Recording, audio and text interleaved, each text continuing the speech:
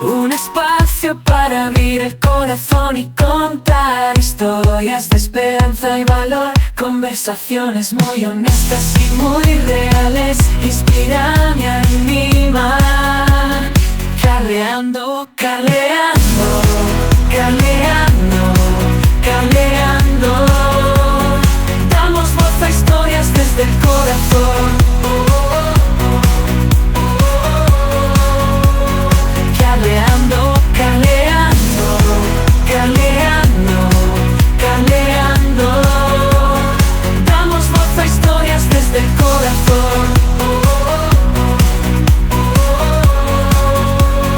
Carleando, carleando, carleando, carleando. Damos voz a historias desde el corazón. Bienvenidos una vez más a Carleando, donde nos gusta contar siempre historias desde el corazón. Este día continuamos con la historia de Gladys Ardón, una destacada comunicadora, creadora digital y activista social. Actualmente ella es presidenta de Esperanza SB, una organización que brinda ayuda social a los más necesitados y vulnerables.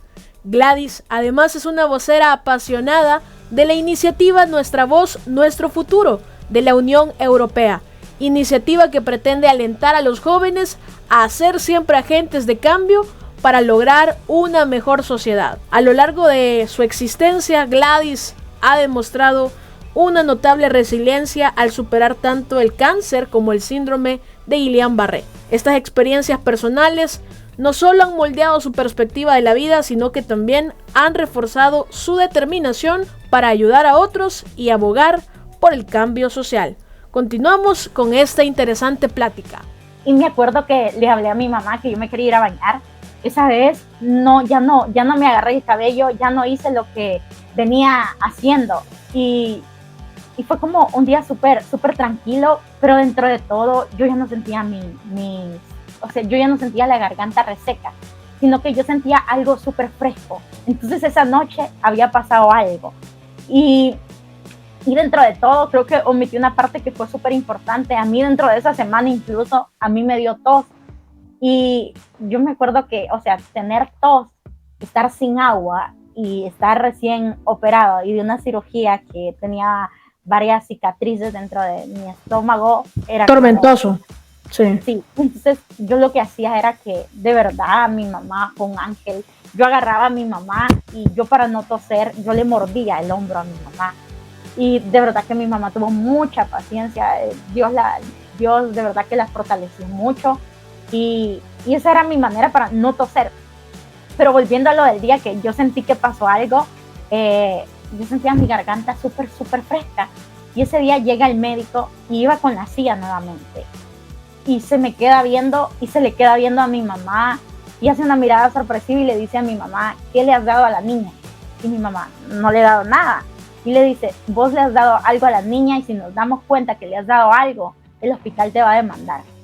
Y mi mamá, súper sorprendida, porque después que yo venía, de verdad, y en buen salvadoreño decimos, yo estaba súper pálida. Ese día yo había amanecido chapuda. Y el milagro se da de forma súper instantánea. Y luego de ahí empiezo a ver nuevamente la mano de Dios en todo. De verdad que yo empecé a ver como un montón de detalles, de señales de Dios diciendo: sigo aquí en medio de todo.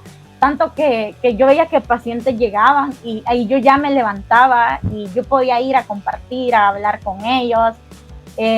Dios fue súper bueno dentro de todo ese proceso. Y luego ya salí de esa etapa de nada por boca. El dreno dejó de supurar porque se llenaba toda la sangre. Y así como me ponían bolsas de sangre, así la sangre volvía a salir. Y luego empieza a pasar esa turbulencia, ese proceso. Y ya llega el momento en que mi estómago ya empieza a poder digerir las primeras... Bueno, lo primero que yo quería era agua. Yo ni siquiera quería comida, yo quería agua. Y ya cuando me permiten eso, yo sentí como la súper deli. A pesar de que ya había sentido como la sensación de frescura, pero ya de ahí cuando ya lo viví y ya se me permitió tomar agua, fue como de las mejores cosas que me han pasado en la vida. Y luego ya me dan el alta y todo empieza a salir mejor, una recuperación súper rápida. A mí me dijeron como diversas cosas. Miren, me dijeron sí, que tenía que hacer cierta dieta, que habían cosas que... Si que no podías comer. Ajá. Y entonces a mí me habían preparado para lo de la colostomía y me habían dicho que a mí toda la comida se me iba a ir de paso, pero sí que toda la comida.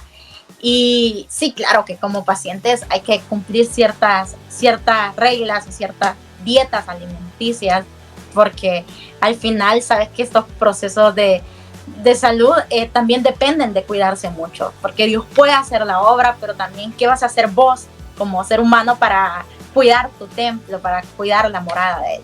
Y me acuerdo que yo dije como, pero no quedé con colostomía, sino que todo salió bien, todo salió perfecto y todo salió normal. Pero ahí sí me mandan al Hospital Rosales, tenía que ir a la oncóloga y la oncóloga iba a determinar si necesitaba radioterapia, si necesitaba quimioterapia. Y era otra ansiedad de ver qué venía después de eso. Y me acuerdo que el día que llega la cita con la oncóloga, a todo esto yo empecé a comer normal, siguiendo siempre lo que ellos decían. Y gracias a Dios que yo nunca supe lo que era que la comida se me fuera de paso, sino que mi estómago empezó a hacer un proceso de digestión. Las pupusas tan ricas que son, ¿verdad? Sí, las de queso. Las de queso. Y empecé a hacer todo el proceso normal. Y miren, llego donde la oncóloga el día de la cita y la oncóloga empieza a leer el expediente y empieza a ver todo y se me quedaba viendo. Y me dice, levántate la camisa porque quería ver lo de las cicatrices, no sé qué. Y me dijo, qué buen doctor, el doctor que te operó. Y me dice, vos no necesitas quimioterapia, vos no necesitas nada más, ya con la operación estuvo. Y ahí dije como, Dios estaba respondiendo nuevamente lo que yo había pedido. Y de ahí sí tenía que quedar en un proceso de remisión, porque a uno cuando ha pasado un proceso así son alrededor de 5 a 10 años para que todo eso no vuelva. Y sí, era un miedo constante tras cada examen, que los TAC salieran bien, porque inicialmente era un TAC cada 6 meses, de ahí un TAC cada año, exámenes, marcadores, y vivir una vida de paciente de hospital. Yo me sentía como súper, o sea, yo sentí que eso había generado un gran trauma en mí.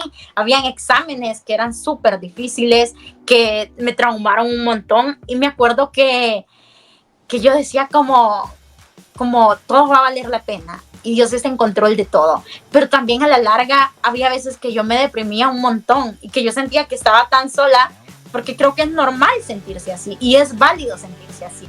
Pero al final yo empecé a verla, bueno, me enojé en un momento porque yo decía, ¿cuándo va a terminar esto? Yo lo empecé a ver como un martirio. Y decía, ¿cuándo va a terminar esto? Y empecé a ver como las diversas necesidades de la gente. Yo hablaba con gente, yo era de las pacientes más jóvenes de ahí y la mayoría de personas eran gente adulta. Y yo decía, ¿y yo qué hago en este lugar?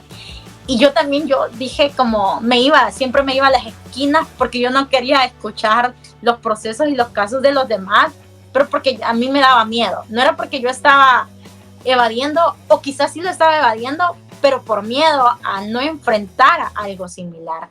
Y me acuerdo que yo siempre iba con mis audífonos y me volví súper egoísta dentro de todo ese proceso, pero fue el mismo miedo que empezó a generar eso. Al final de todo, yo conocí a unos amigos jóvenes ahí, y esos amigos trabajaban la parte de risoterapia y todo. Yo siempre, cuando yo estaba dentro de la máquina de TAC, yo decía, y me acuerdo que ahí fue como de los momentos donde he hecho mis oraciones más sinceras. Porque les voy a ser honesta, yo padezco ansiedad y una persona ansiosa y estar metida dentro de una máquina, y a la vez también tengo como un poco de hiperactividad, y entonces yo no me puedo estar quieta o dejar de moverme. Y esos exámenes son exámenes que duran, a veces pueden durar 15 minutos, pero puede durar media hora, o una resonancia puede durar más tiempo. Y con todo ese cuadro y tener que estar quieta y no moverte para nada, y estar encerrado y sentir que el medicamento te va bajando, o sea, de verdad que Es frustrante, es tedioso. Tedioso. Y yo cerraba los ojos y yo hablaba con Dios ahí y yo le decía como, que ya no se repita. Yo terminé odiando los hospitales. Le decía, cuando me den el alta, yo no voy a volver a poner un pie en un hospital. Y esa era como mis palabras, yo eso decía. Y yo estaba dentro de las sillas esperando a pasar con la doctora y mi mentalidad era, cuando me den el alta, no voy a volver a poner un pie dentro de estos hospitales. Y al final de todo, conozco de un grupo de chicos. Ese grupo de chicos tenían una labor muy bonita. Se llamaban Fundación Hope, y luego me invitan que si quería ser parte de ese grupo. Lo que hacían ellos era que con una naricita llegaban y animaban a los pacientes, hacían musicoterapia, y luego yo inicialmente les dije no, pero yo no sé cómo, pero yo el día que ellos tenían la actividad, yo estaba ahí, y empecé a ver la gente que estaba, y luego no sé cómo el chico me dice, mira, vos no querés, a través de tu historia, poder contársela a los demás. Y me acuerdo que pude conectar con la gente y pude hacerlo. Y cuando yo terminaba de contar mi historia, y siempre también enfocar a Dios como centro de todo. Y me acuerdo que cuando yo terminaba de contar todo, la gente lloraba, había gente que estaba súper conmovida, y la gente se identificaba. Y también creo que la autoridad que te da el decir, yo también vengo de aquí, porque no es lo mismo que alguien que nunca ha atravesado algo similar quiera o trate de entenderlo, a que alguien que viene de ahí o que ya pasó por eso.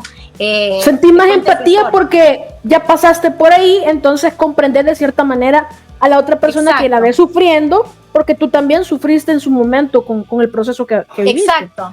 Y entonces hice conexión con toda esa gente y el proyecto me empezó a gustar. Y luego viene la parte de donde todos mis sueños, la universidad y todo quedó tirado. Y me acuerdo que yo fui a la universidad porque yo quería retomar la carrera, pero yo dije como, ahora creo que tendré que estudiar otra cosa. Pero el médico me había dicho que me diera un año de descanso, porque como era una sabático de colon, no podía estar como sometida a tanto estrés. Pero empecé a frustrarme porque empecé a ver la meta alejarse más. Y a mí me daba pena decirle a mi mamá, bueno, fui a la universidad, y cuando voy a la universidad me acuerdo que me dicen, yo nunca hice un retiro de ciclo normal, pero no porque yo no quisiera, era como por todo el proceso. Casi que le digo a la secretaria, mire, fíjese que estaba en el hospital, no podía venir a pagar o a retirar formalmente, pero me sacan la cuenta de todos los meses que yo debía, ya era casi como un año, me sacan la cuenta de todos esos meses para poder hacer el retiro. Y yo dije, no, no era como, o sea, no era $1 millón, pero no tenía esa cantidad. Entonces, para mí sí pareciera que fuera como un montón de dinero. Y me acuerdo que yo dije, no, definitivamente este sueño se frustró, se truncó. Y fue ahí donde empecé a enojarme nuevamente, porque yo sentía la universidad y todo había quedado tirado, pero no por decisión mía, no porque yo hubiera querido. Era por las circunstancias. Exacto. Y me acuerdo que empecé a desmotivarme un montón, y empezó a pasar un año y se vino el siguiente año y yo no estaba haciendo nada con mi vida. Y en esa, nosotros siempre mi mamá, desde mis abuelos y todo, han tenido un negocio en el mercado. Y a mí me daba pena pedirle el dinero para poder irme a inscribir a una universidad privada, porque yo sabía que se estaba gastando en exámenes y que llevar un proceso de cáncer aquí en el país es caro. Sí, dentro del sistema público es caro, pero habían exámenes que tocaba hacerlos afuera, y de verdad que carísimo, de París, como dicen. Entonces, llevar un proceso médico aquí es carísimo. Y yo siempre, cuando comparto con la gente, le digo, no solo es un desgaste físico, espiritual, emocional, sino que el desgaste económico, no solo para el paciente, sino que también para la familia. Y me acuerdo que me daba pena pedirle el dinero para inscribirme en la universidad a mi mamá, y la presión social de los amigos de ¿qué vas a hacer? Se te está pasando el tiempo y que no sé qué. Y me acuerdo que vi un técnico y decía técnico en periodismo, y decía que duraba 3 años. Y yo dije, este técnico es.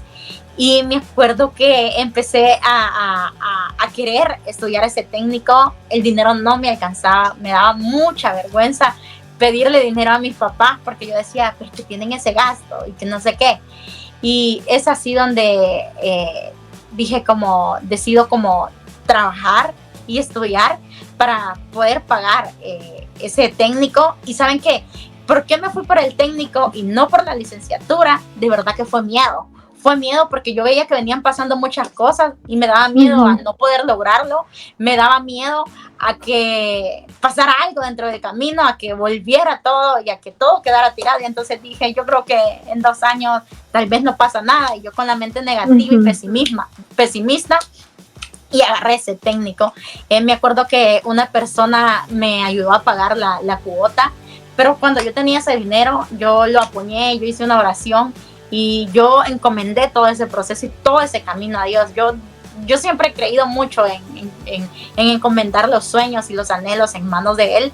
Y agarré ese dinero y lo apoyé y me fui a pagar. Y cabal pago y logro empezar en ese técnico, me empieza a ir súper bien. Y sí era cansado porque ahí sí fue que tuve que dedicarme de lleno a ayudarle a mi mamá dentro del negocio, porque no es que antes no lo hiciera, sino que había entrado como un tipo de sobreprotección en el que era como una burbuja en la que si yo salía de ahí yo me podía volver a enfermar. Y entonces como romper con todo eso. Y te querían proteger ante todo. Exacto. Por todo lo que había pasado. Y porque le daba miedo que volviera a pasar eso y que eso alterara cualquier cosa. Y mi mamá con súper miedo me decía como, no, vos... no, y te va a hacer daño, y siempre fue esa parte, pero no en manera mala, o no porque ellos, sino que a manera de protegerme. Es parte del amor que tienen los papás por los hijos. Es parte del amor, y salir y romper con todo eso fue súper difícil. Y me acuerdo que ahí sí empecé a trabajar, a estudiar, yo de la universidad al mercado, del mercado a la universidad, y lo que mi mamá me pagaba, que ahí sí le dije como, sí voy a empezar, pero me tenés que pagar, porque a veces cuando es negocio familiar y cuando uno está chiquito, creo que algunos me van a entender. Es como, ahí te voy a dar una bolsa de bocote y con eso quedas pagado, ajá, ¿verdad? Ajá, yo te doy la comida, no te basta con eso, que no sé qué. Y yo no, ahí sí necesito monetizar porque necesito pagarme la universidad. Y me acuerdo que lo que mi mamá me pagaba, yo lo metía en una alcancía y lograba pagarlo. Y mi mamá fue súper comprensiva, de verdad, pues siempre ha sido súper amorosa. Y me acuerdo que había veces que yo llegaba y me acostaba en sus piernas, o llegaba donde mi papá y me acostaba en las piernas de ellos, pero era porque me faltaba dinero para pagar la universidad, y ya el siguiente día empezaba parciales. Y una sola vez me sacaron de un parcial porque no había podido pagar, y me acuerdo que yo ese día, yo dije como, Dios, estoy encomendando todos estos sueños, estoy encomendando todo esto en tus manos, de verdad que te quiero conocer como ese papá que también provee. Y empecé a verme, y en las madrugadas, yo oraba mucho en las madrugadas, y me acuerdo que yo empecé a verme y a visualizarme con una imagen donde yo levantaba el título, y sin haberlo, o sea, me faltaba un montón, yo iba comenzando, y al final yo pude graduarme, y cuando yo me graduó, bueno, yo egresé, y el año que a mí me tocaba egresar, viene la pandemia. Y cuando viene la pandemia nos mandan a todos a clases virtuales, pero había que seguir pagando. Y ahí viene otra etapa de sobreprotección de mi mamá. Pero dentro de todo, en ese momento sí, entre ambos me ayudaron, y me ayudaron a poder ir pagando, porque no me dejaban salir para nada. Fue como, usted es factor de riesgo, usted no me sale de la casa.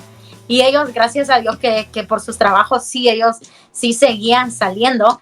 Pero en una de esas logro egresar, y cuando egreso recibo un correo que instantáneamente había que pagar cierta cantidad de dinero, no me acuerdo cuánto era, pero sí era bastante, y yo no quería pedirle dinero de nuevo, pero porque aquella independencia y aquello, y me acuerdo que yo dije, bueno, Dios me permitió llegar hasta aquí, por lo menos logré egresar, de aquí no sé qué vaya a pasar.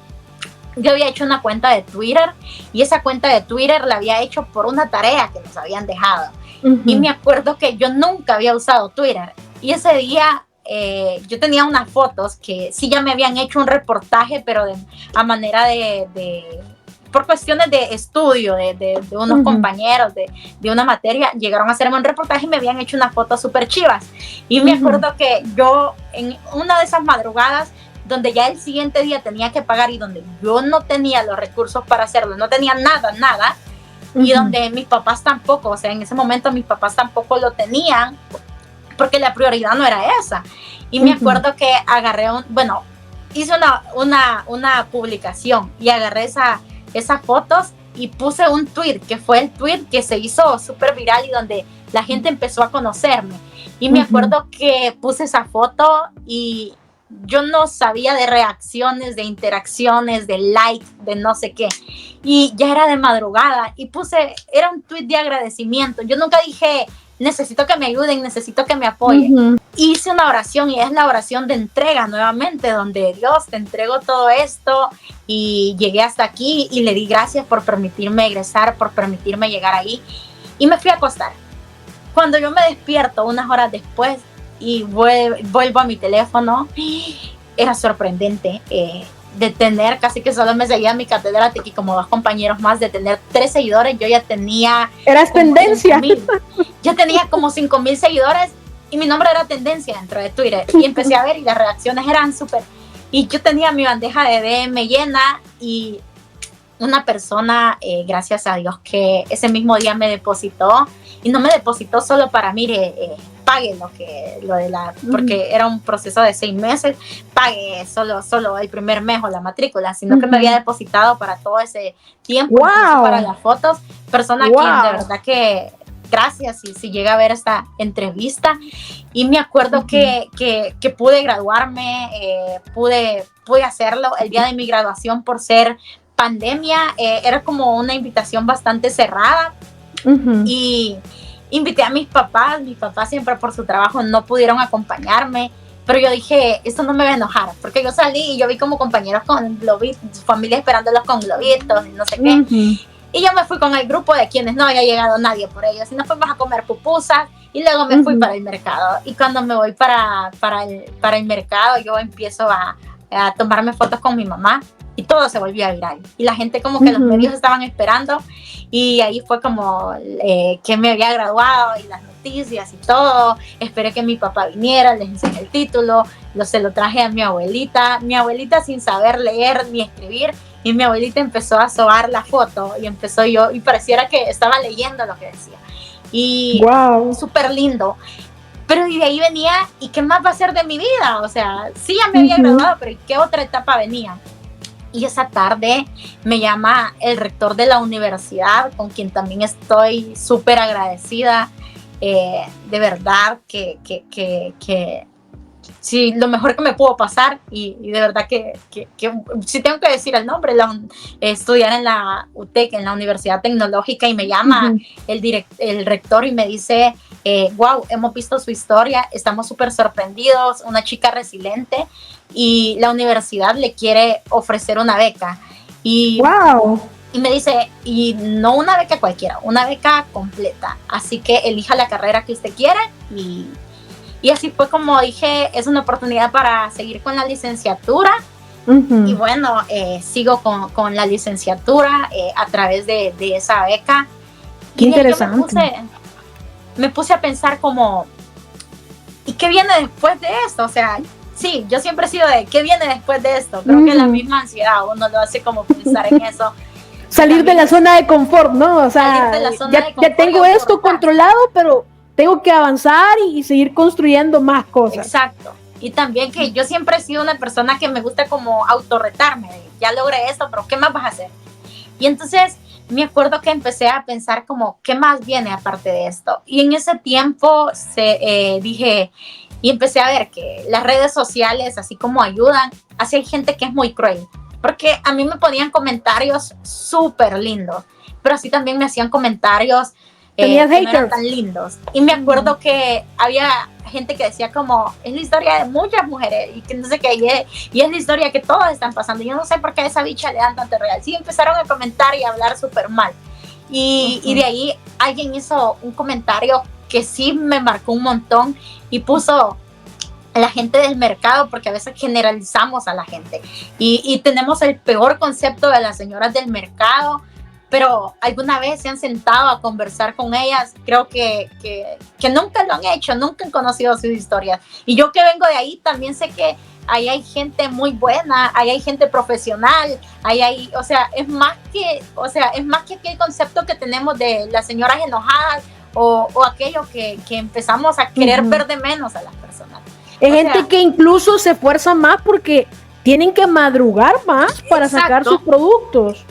Exacto. Y entonces, al final de todo, es también gente que es necesaria dentro de esta sociedad. Sin toda esa gente, la comida, los alimentos no llegaran hasta nuestra mesa. Es la gente que movió la economía del país durante todo este tiempo de pandemia. Y entonces, como valorar todo eso. Y me acuerdo que sí, que hacían comentarios súper hirientes, pero a mí me marcó uno. Y esta persona puso y dijo, la gente del mercado es la gente más malacate, ahí está lo peor, y tiró todo el odio y todo lo que tenía en el corazón, y lo puso sobre una de mis publicaciones. Y le respondí porque el ego de uno también, como no sé, a mí sí me costó bastante aprender a lidiar y a luchar con esa parte de los comentarios negativos. De verdad que yo he llorado mucho por el acoso cibernético, yo creo que todos pasamos eso, que el dedo está a punto de darle enter a un comentario súper así como fuerte que le queremos contestar a los haters, pero después viene Dios y te dice, tranquila hija, tranquila. Y yo, de verdad que yo sí caí en eso. Yo muchas veces le respondía a las personas. Y ese día yo le respondí a esa persona y le dije, si vos tenés pruebas de lo que decís, te reto, porque fue viernes, te reto a que el lunes a primera hora vayamos a la fiscalía y que pongas las pruebas que decís, porque decía que escondíamos las armas debajo de los canastos. Y yo, sí que me ofendió un montón. Y me acuerdo que le dije, te reto y vamos a la fiscalía, pero si no tenés pruebas, también te reto. No quiero que me pagues en dinero porque me estás difamando, sino que te reto a que me dones 100 cenas para poder llevar al hospital. Y yo sin tener ningún proyecto ni nada montado. El hombre me bloqueó, desapareció, no volví a saber nada de él, de esa persona. Y sabía que tenía que llevar 100 cenas, así que mejor digo, huyo. Me voy. Y me escribió alguien y me dice, mira, ya vi que la persona desapareció, pero si querés hacerlo, yo te apoyo. Y yo dije, sí, está bien. Y estaba en un buen momento. Y me acuerdo que pudimos llevar 100 cenas y conseguí unas cuantas botellas con agua. Y sentí que mi corazón se llenó mucho. Y empecé a pensar, al final, la influencia es momentánea porque las redes sociales son un alto y bajo. Ahora la gente te ama, pero mañana quizás vos te equivocaste como humano que sos, y la misma gente que ahora te ama es la misma gente que mañana te está entrenando y que te está tirando hate. Y entonces, ¿de qué manera vas a aprovechar la influencia de ese momento? Y en ese tiempo se me da la oportunidad de convertirme en presidenta de ese proyecto que había quedado en stop, el que les mencionaba, que era Hope, y había quedado en stop. Y me dice el presidente que si quería continuar con el proyecto, y yo dije, estoy en un buen momento de vida y en una buena etapa y sí quiero continuar. Y así fue como me convierto en presidenta de ahora Esperanza SB. ¿Le cambiaron el nombre? Esperanza SB, sí. De hecho ya se venía cambiando porque ya había alguien que se llamaba Hope, entonces ya se había cambiado a Esperanza. Y fue así como le cuento a una de mis amigas y le digo como, mira, tengo esto, y ella me dice, dale, yo te apoyo, y empezamos con 100 cenas, bueno, eran 100 tamales, ni siquiera eran las 100 cenas completas, y había gente que donaba agua, y luego lo empecé a publicitar en redes, y empecé hice las redes sociales, ya oficiales, y empecé a hablar de ello, y gracias a Dios que el proyecto empezó a crecer. Y alguien me dijo una vez, mire, no quiere que le done papel higiénico. Y yo me acordé de aquella bolsita que mencioné al principio. Y ya daba agua, daba tamales, y ya daba una bolsita con papel higiénico. No teníamos accesos por temas de pandemia. Yo me quedaba en la entrada de emergencia. Y distribuían. Y al final el proyecto fue creciendo. Ya no repartimos solo 100 tamales, solo 100 pupusas. Ahora repartimos 200 a 300 cenas completas. Además de eso, repartimos 100 kits de higiene personal y ya tenemos, este año logramos un permiso de acceso, entonces ya podemos ingresar, y todo a través de redes sociales, de los voluntarios, todo. Entonces, así como las redes sociales lo pueden dañar a uno, porque creo que al final está el versículo de la abundancia del corazón habla la boca, pero también de la abundancia. Yo digo, yo le he cambiado un poco a la versión de Santa Gladys Internacional. Yo digo, de la abundancia del corazón hablan las redes sociales, y me ha ido súper bien con ese proyecto. Un día yo recibo una llamada, era la llamada de Dino, que se había hecho súper viral, y me dice que si quería trabajar con él en el proyecto que tenían, que era Solidaritón. Correcto. Y fue así como pude obtener mi primera experiencia laboral, a quien de verdad que le agradezco mucho por confiar en mí, y pude dar aquel salto de salir del mercado y empezar a trabajar ya en algo más relacionado a mi carrera. Me convierto en directora de donaciones de el Solidaritón, y logramos llegar a muchas comunidades, y empecé esa etapa. Y luego yo me acuerdo que mis amigas, empecé a cambiar, hasta mi círculo de amigas y todo empezó a cambiar, y me acuerdo que mis amigas eran personas que viajaban y que salían del país, y me mandaban fotos de los aviones, y yo me sentía como un niño chiquito. Yo siempre le decía, me mandas una foto del atardecer, o mándame una foto de la ventana del avión, y mis amigas siempre me lo mandaban. Y fíjate que yo sentía que mi corazón empezaba a palpitar cuando yo veía esas fotos. Y un día yo recibo un mensaje, y era de las cuentas de una organización a nivel mundial, y me estaban invitando a ser parte de una campaña. La campaña se llama Nuestra Voz, Nuestro Futuro, organizada por la Unión Europea. Entonces, yo recibo un mensaje de ellos, y yo decido aceptar. Y y tenía que hablar de algún tema relacionado al multilateralismo. Y yo digo, yo voy a hablar de lo que vengo haciendo, y lo hice a través de la empatía, a través de la solidaridad, pero quise hacerlo a manera porque se dicen tantas cosas negativas de nuestro país, pero es raro que se hable también de aquellas cosas buenas, de aquella gente que también va sacando adelante el país. Vimos en pandemia cómo mucha gente se puso las pilas para poder ayudar, se movilizó.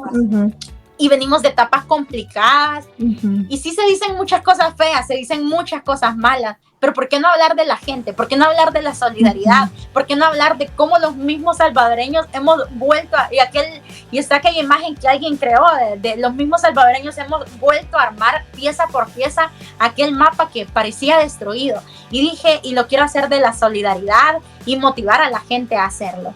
Y tú mencionabas una palabra al principio, una frase al principio. Yo ya no había impactado solo mi metro cuadrado, ya no lo estaba haciendo, sino que ya Dios me permitió poder llegar un poquito más allá. La campaña me fue súper bien, tuvo mucho alcance, tanto que yo pude montar hice hasta mi gira de prensa. Había veces que me escribían de medios, y yo como que monté una mini sala. De verdad que yo me metí mucho en el papel. Ajá, y yo le decía como, mire, déjenme ver, cuando me escribían como, mire, déjenme ver con mi asistente a ver cómo está la agenda. Y tu asistente era yo misma, la fotógrafa era yo misma, la asesora era yo misma. Y me acuerdo que ahí sí, había veces que yo le empecé a pedir ayuda a amigas que tenían cierta experiencia dentro del tema, o amigas que sabía que me podían dar un buen consejo. Y yo siempre, de verdad que yo siempre, y yo menciono mucho a Dios, pero es que todo depende de Él. Y me acuerdo que yo todo lo encomendaba en sus manos y le decía, transmitir el mensaje correcto, pon gracia en mi vida, y empecé a hacer eso. Y me acuerdo que iba a entrevistas, en las entrevistas me iba bastante bien, en los videos, en los mensajes. Una persona que me ayudó a crear el video, a producir el video de manera profesional, porque yo decía, va a ser un video que se va a ir mundial, y entonces tiene que ser excelente. Y gracias a Dios que usó a una persona, Iván, que si ve ese video me ayudó a poder hacerlo. y me fue bastante bien. Hablé de esperanza, pero también hablé de la solidaridad, de la empatía, porque al final es la clave de todo. Y gracias a Dios que logré empatizar con la gente, que el mensaje logró llegar y que la gente logró percibirlo.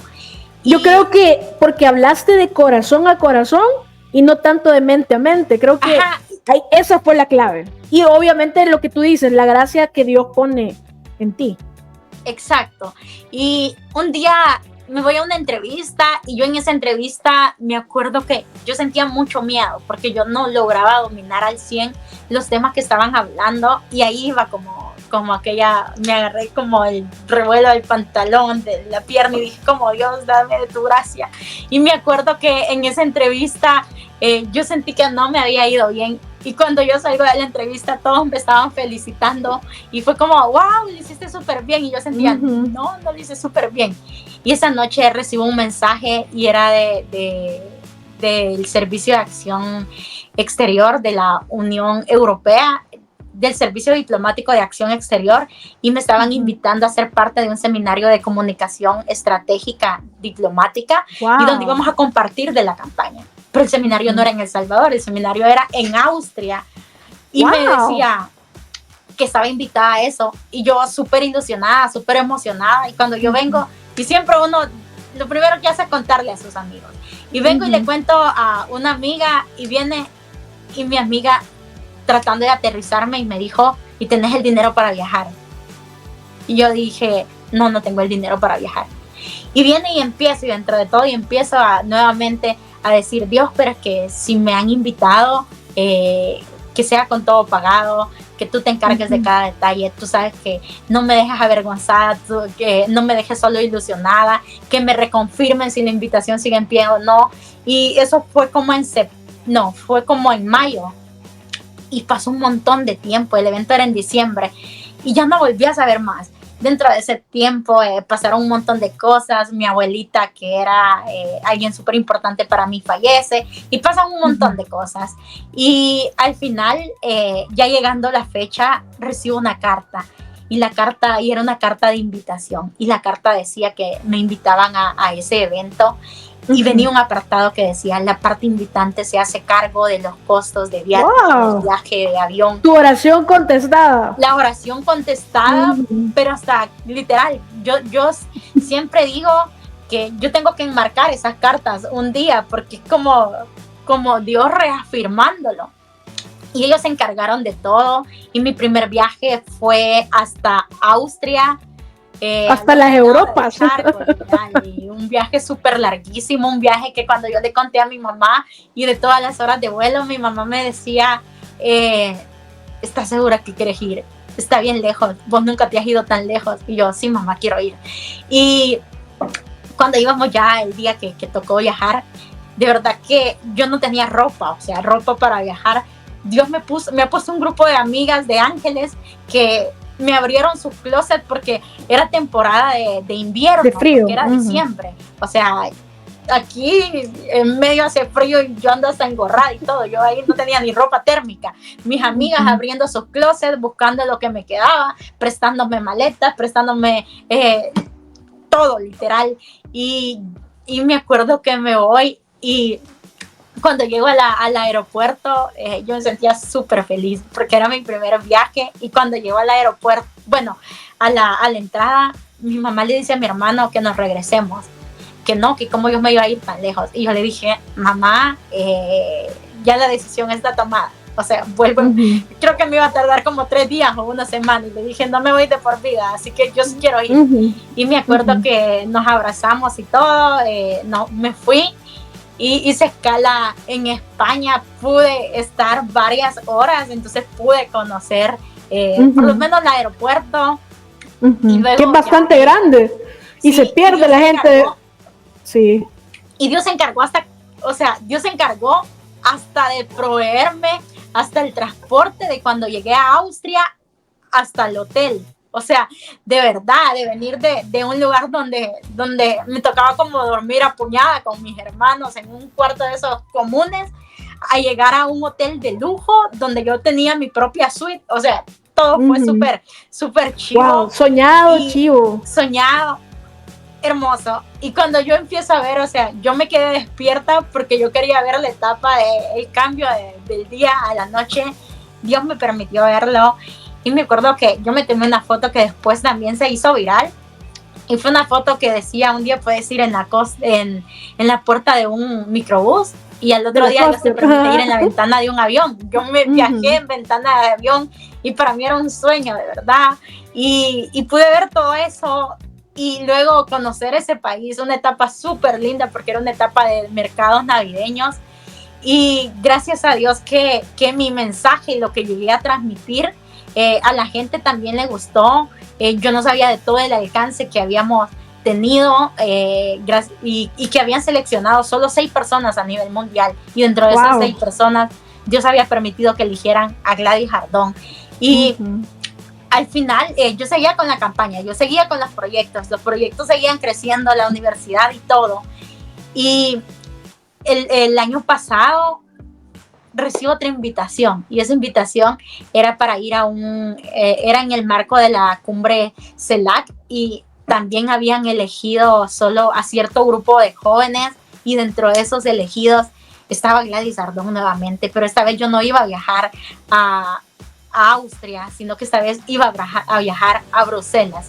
Esta vez hice una escala en Estados Unidos donde tuve la oportunidad de ver a mi hermano que tenía como 9 años de no ver y donde vi a Dios en medio de todo este proceso, donde nuevamente yo sin ropa para poder viajar y nuevamente mis amigas abriendo, ofreciendo su closet, los regalos, bueno, me decían como, mira, te vamos a regalar como X cantidad para que vayas a comer y no sé qué, a pesar que siempre la carta es, la parte invitante se hace cargo de todo.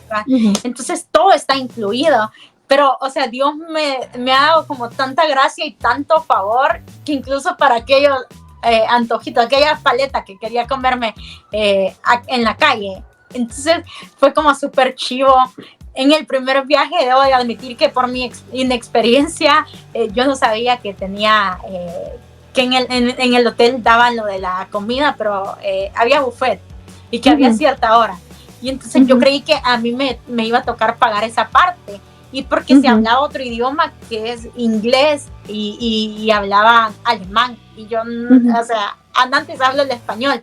Y me acuerdo que en ese primer viaje yo no sabía nada de eso. Y entonces, literal, no comí. Y me voy dando cuenta hasta el siguiente día que había buffet y que yo no pagaba nada porque ellos ya lo habían pagado.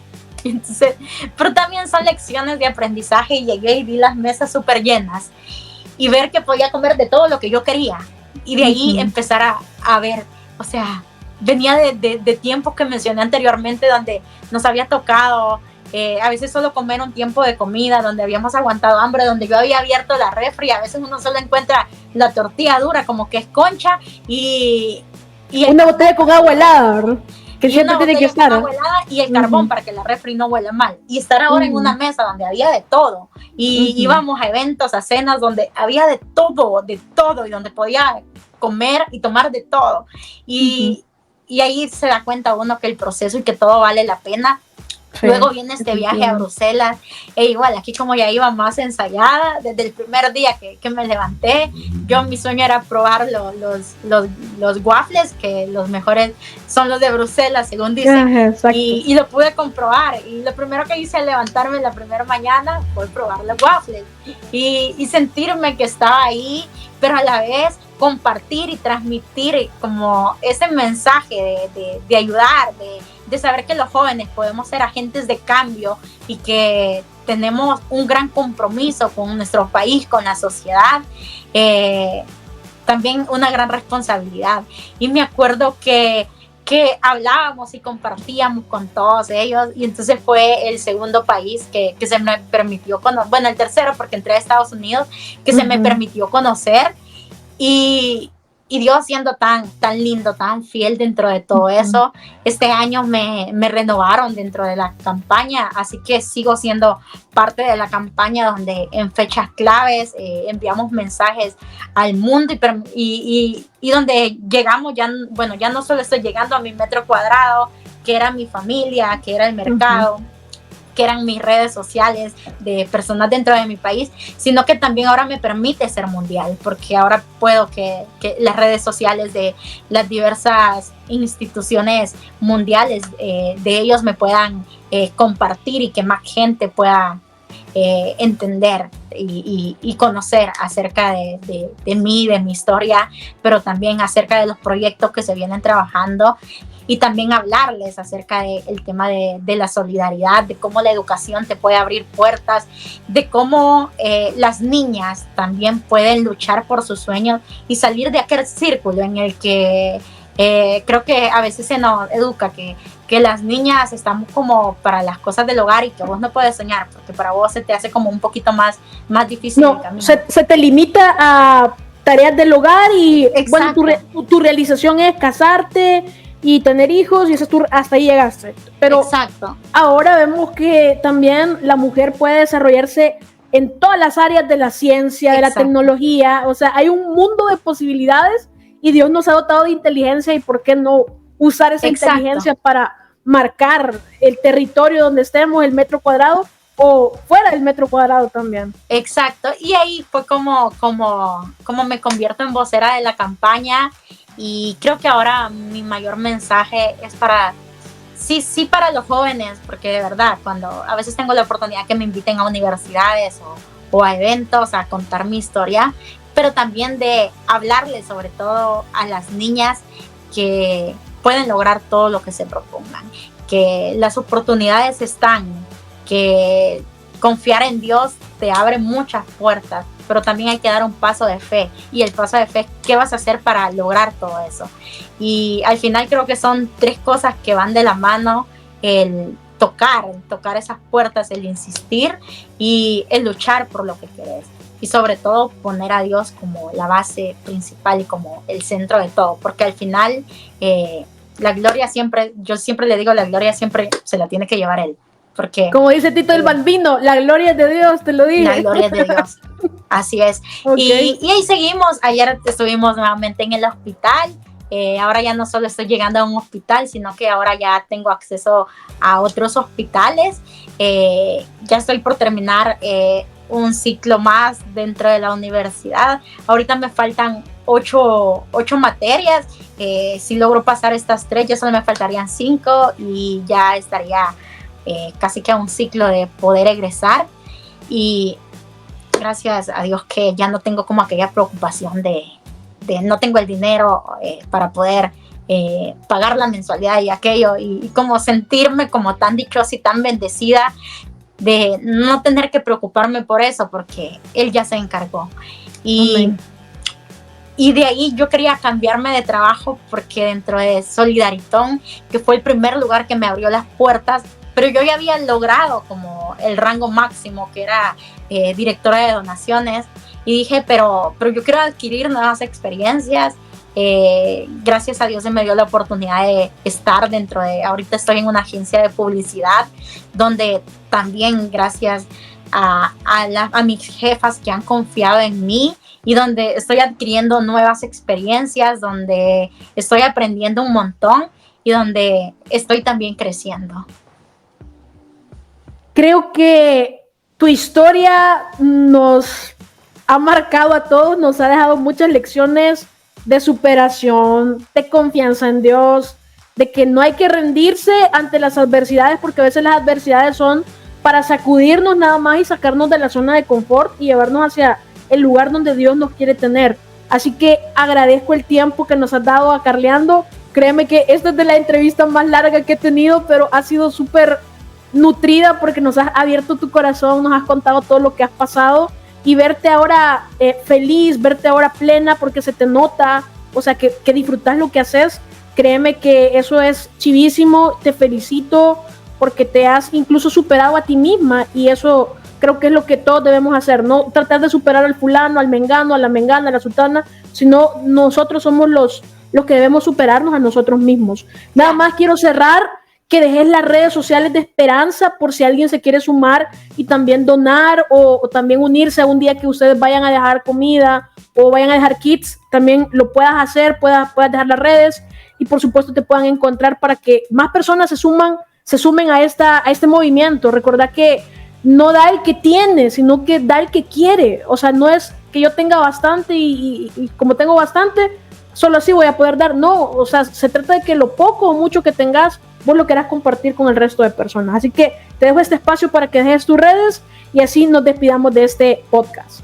Ok, sí, pueden seguirnos en redes sociales, aparecemos como @esperanzasv y en mis redes personales como @Gladys Ardón.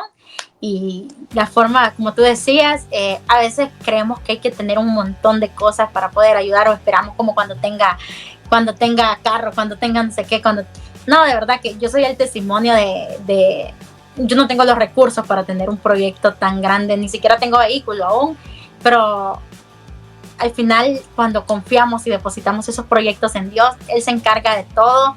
Y como último, a manera de testimonio, yo el día de ayer, ha sido de los días que más me ha costado poder ejecutar Esperanza. Las calles estaban cerradas, había un montón de factores. Y me acuerdo que yo dije, siempre se va a hacer, porque yo metí un permiso con fechas y dije, se va a desarrollar. Y yo estaba como en eso, de ver que todo se estaba complicando, pero como siempre la gracia abunda sobre la tormenta. Y miren, entramos y todas las calles que estaban cerradas, solo nos dieron acceso a los voluntarios que íbamos a repartir y Dios depositando gracia. Y yo dije como, ok, y empecé como dije, entonces sí, Dios está en este proyecto. Y para no hacer largo, llego y cuando empezamos a repartir, yo le entrego a una señora un kit. Y yo decía, y yo en mi mente solo me quedé con aquello de, esta ha sido la vez que más me ha costado. Y me acuerdo que cuando yo le entrego el kit a la señora me dice, espérese. Y la señora sale, y bueno, y le entregué su cena, y sale y me saca una mandarina, y era una mandarina podrida, y me dice, esto iba a cenar ahora, pero gracias a ustedes voy a tener una cena completa. Y eso marcó mucho mi corazón, porque a veces no sabemos la necesidad que puede tener el otro. De verdad que puede ser solo un papel, yo quiero donar, pero mira, yo solo te puedo donar un papel higiénico o un paquete con aguas.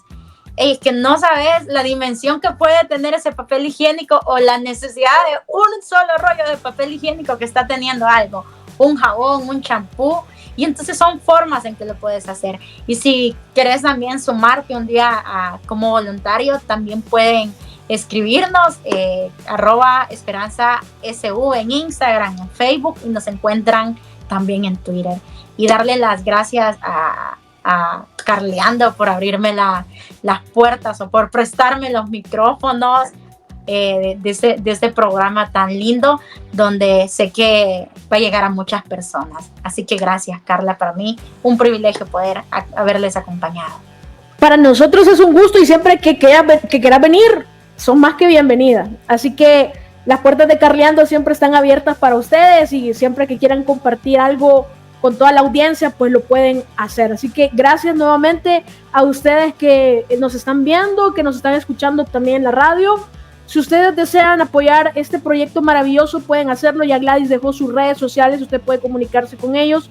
Y también la otra forma es que usted este material que está viendo, este video que está viendo, lo pueda compartir con otras personas para que también se sumen a poder hacer del Salvador algo más bonito, algo más chivo. Yo digo que lo grandioso del Salvador no es sus volcanes, no es sus lagos, todo eso es maravilloso, claro, pero lo maravilloso del Salvador es su gente, que si todos nos proponemos a no ponernos zancadillas, sino hacer la solución, hacer de ayuda, o sea, esto va a cambiar. No esperemos que aquel venga a cambiar la situación, no esperemos que fulanito haga las mejoras para que el país esté bien, no, somos nosotros como salvadoreños los que vamos a hacer de este lugar un mejor lugar para vivir. Así que gracias por vernos, hasta la próxima, bendiciones.